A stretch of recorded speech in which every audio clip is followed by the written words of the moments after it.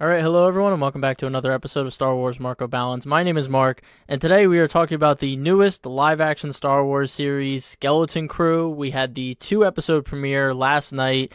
This was a show that I did not think was ever going to come out. I think it was announced in 2021. It was filmed in 2022 and done filming in 2022, and it hasn't come out until almost the end of 2024. So I was very skeptical that this show was ever going to come to fruition, but here we are. We have a new Star Wars live-action show. I want to first thank everyone for all the love I've been getting for the new logo. I just premiered it yesterday. I absolutely love it. I will always treasure my old logo, but I'm really excited for this new era with the new Star Wars Mark of Balance logo. I have a lot planned for you guys, and this is just the first step, so stay tuned. All right, back to Skeleton Crew. So these first 2 episodes went about how I expected them to. Some good, some bad, but there's no doubt this series was made by Star Wars fans. You can feel the genuine love and appreciation they have for the universe, and that doesn't automatically make it a good Star Wars series, but it doesn't feel soulless, which is a big win with Disney Star Wars. My biggest skepticism coming into the show was the all-child cast, and would they be able to shoulder the weight of the series? I think they do a decent job. I'm hoping they grow into the characters a bit more as the series goes on. There are some cringy moments and eye-roll moments throughout these 2 episodes, but there's also some genuinely funny moments that I wasn't expecting to laugh out loud at. So I see the potential, and I'm excited to learn more about them. The show does a decent job of laying the groundwork for some mysteries that will come to fruition by the end of the series. I think they were a bit heavy-handed on some of them, and I think there were more subtle ways to introduce intrigue and mystery, but the important thing is that I am interested to see where it goes, and there are some neat ideas here. It's just, will they pay off? Because The Acolyte had big aspirations, and that fell flat in the end. My 2 big issues right now are the pacing at some points feels real slow. Each of these episodes was about 30 to 40 minutes, and they felt like hour-long episodes, which is never a good sign, especially for premiere episodes when you're supposed to be the most invested in a series or the most interested in a series. And my friend Cole brought up a good point. He said that because they leaned so heavily into the Earth-like planet of these kids growing up in a school system and having SATs and having bikes and taking the bus together, all of this stuff felt very mundane and very not otherworldly, and you come to Star Wars for that fantasy experience. So I think this is an issue that is likely corralled to the first 2 episodes, because now we're off on the adventure, but during these first 2 episodes, you feel that pacing slow down, because you are essentially just watching Earth with some aliens walking around. And that brings me to my biggest criticism of the show, and I think a lot of people will roll their eyes at me for saying this, or they'll think it's too critical or nitpicky, but I think this is fundamental to Star Wars, and that is the immersion. And I think there's a lot of moments in this series that feel too Earth-like, whether it be the suburbia setting with the manicured lawns, or Wim finding a spyglass and a pirate hat in a spaceship in the middle of hyperspace. Like, why would there be a spyglass in a galaxy where they have electronic binoculars? Even the trailer used the song Major Tom. I know they updated the lyrics to Hut Tease, but it still breaks the immersion for me. And the strength of Star Wars was always that it towed the line so beautifully between being relatable, because it was filled with characters that we could relate to and that felt Earth-like, but having them dropped in a space fantasy setting with architecture that's otherworldly, technology we couldn't understand, magic powers that we didn't understand. All of it contributed to the feel of Star Wars, and the other genius thing about Star Wars is that it was done practically, so the galaxy felt tangible and grounded. I just think Skeleton Crew went a little bit too far in some of the cases to pay homage to 80s movies and have that Goonies nostalgia, to the point where they went too Earth-like, and now you almost feel like you're not in the Star Wars galaxy. Even their desks at school are big Etch-a-Sketches. I was like, no, this is too Earth-like. Getting into the episodes themselves, we're following our main character, Wim, who is our typical Star Wars protagonist who is tired of their everyday life and wants to leave the planet and go on an adventure.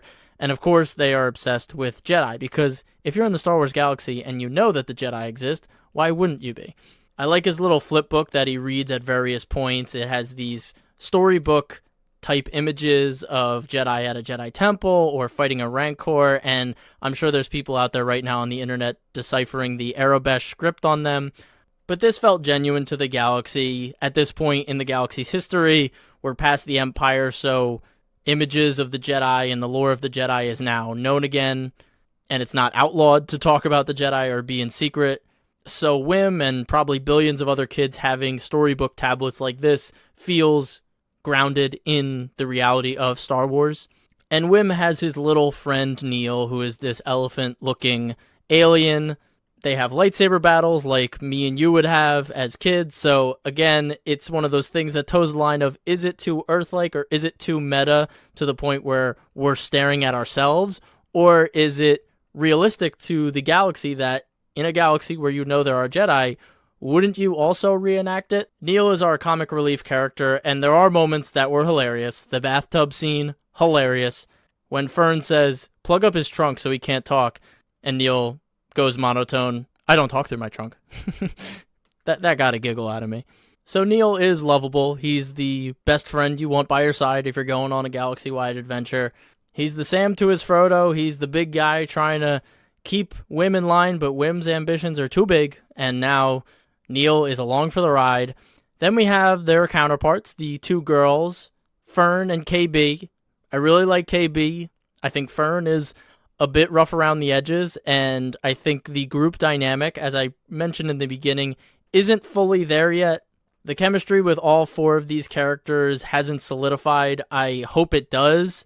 Like I said, there were some awkward moments and awkward exchanges, whether it's the script or the performances, that I wasn't a big fan of when all four were on screen. I very much liked it more when it was 2 and 2, but they're very much playing up the girls versus boys attitude that kids have when they're young. I think the interesting thing about Fern and what we're going to see as the show develops is that her mother, played by Kerry Condon, the great Kerry Condon, is this bureaucrat, this high-ranking official on @Adam, who I think as the show goes on will learn that there's more than meets the eye with the planet and the power structure of the planet. My working theory is that the planet isn't a part of the New Republic. They have old credits that they're using, and they have this apparent dome around the planet that prevents ships from leaving. But we see when the kids take off, they go through the atmosphere no problem. So the story and the propaganda that there's this field around the planet and you can't leave and you have to stay here and work for us is all part of the sham that this society is living on. And I think Kerry Condon is a huge cog in that machine.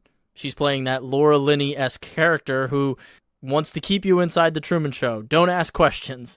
We learn later that no one else in the galaxy knows about this planet, or it's a lost planet, that there's a secret treasure on the planet. So again, that leads me to believe that the government or whatever organization Kerry Condon is a part of has been living off this treasury, this store of currency, and is keeping up the facade that this is all a utopia.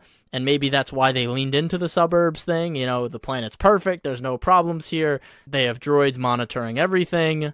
It's an interesting idea, and I hope my theory isn't fully correct, because then the mystery wouldn't be that fun if you're able to solve it by the second episode. But Kerry Condon's a great actor. I don't think they would cast her in a throwaway role, so I'm excited to see what she does. But I think, you know, there's going to be some real tension between her and Fern, her daughter, by the end of the series, where she realizes her mother has maybe not been the person she thought she was, and that could be a really great character moment for her. So I'm excited for that. I hope that comes to fruition in some way or another. Getting back to the group of kids, they find this ship that has been buried for who knows how long, and they go to a pirate spaceport. I think the alien designs in the spaceport, the set design is actually pretty decent here. It feels a lot better than some of the soundstage stuff we've seen in recent Disney Star Wars shows. So this one definitely felt lived in. I'm not saying all the visual effects throughout this 2-episode premiere were great. There were some moments where you could call out the CGI right away, like Wim on his speeder going through the forest trying to get to school, very much reminiscent of the Forest Moon of Endor and Luke and Leia and their speeder chase with the Imperial Scout Troopers.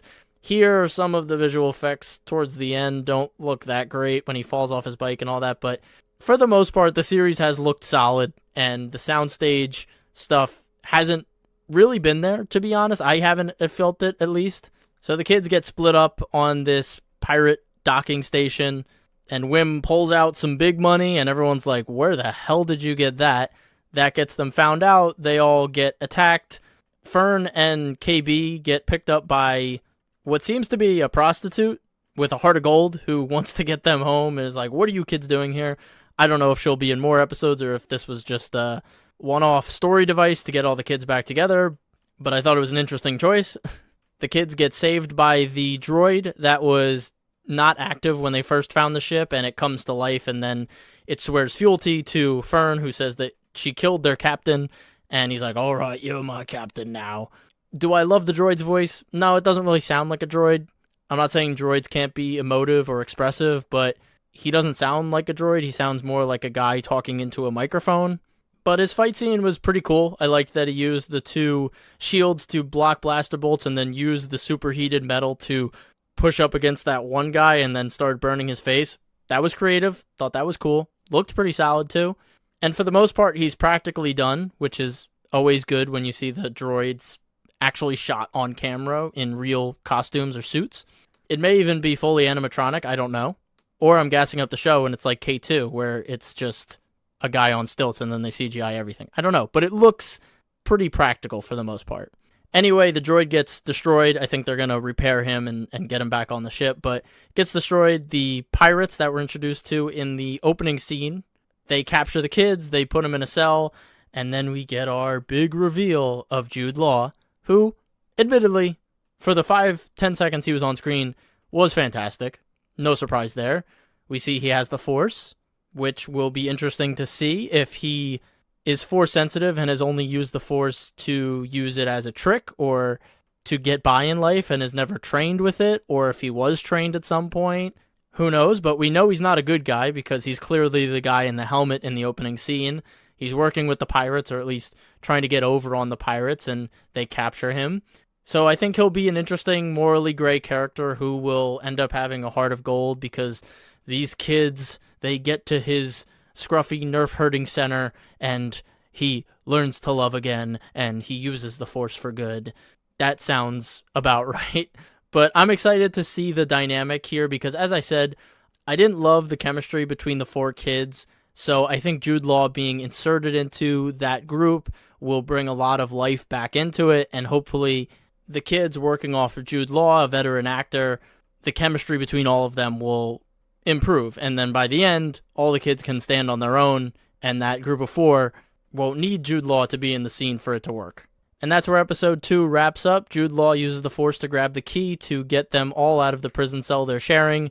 He presumably is most interested in the treasure of their home world, and he'll be faced with the decision to keep being selfish or learn to live for others, and that will be the big turning point of the series. But that wraps up my thoughts on the first 2 episodes of Skeleton Crew. It was decent. The child cast delivered in some moments and didn't in others, whether that was on them or the script, I don't know, but I'm hoping their chemistry grows a bit more throughout the series. The pacing was pretty rough at some points because they lean so heavily into the planet feeling like Earth that it starts to feel mundane. Piggybacking off of that, I hope the references to our world and Earth become less and less over the series because currently there's a lot of immersion-breaking moments like the spyglass, the pirate hat, the Etch-a-Sketch, the suburban lawns. All of that does not feel like Star Wars to me. I think they could have gotten a bit more creative there. We'll see how the rest of the series plays out.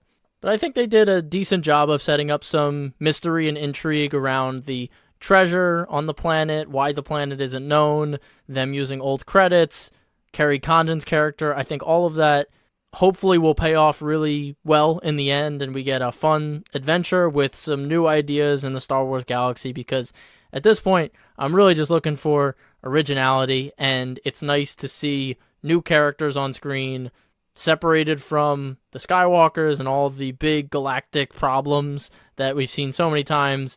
Let's keep our focus here. Let's stay in the pocket. Excited to see what Jude Law brings to the Star Wars galaxy next week when he's front and center, and I hope you will join me. Thank you so much for listening. Please leave a rating on whatever streaming platform you're listening to this on. Follow me on Instagram at @star_wars_mark of balance. And as always, stay safe, stay healthy, and may the Force be with you. Peace.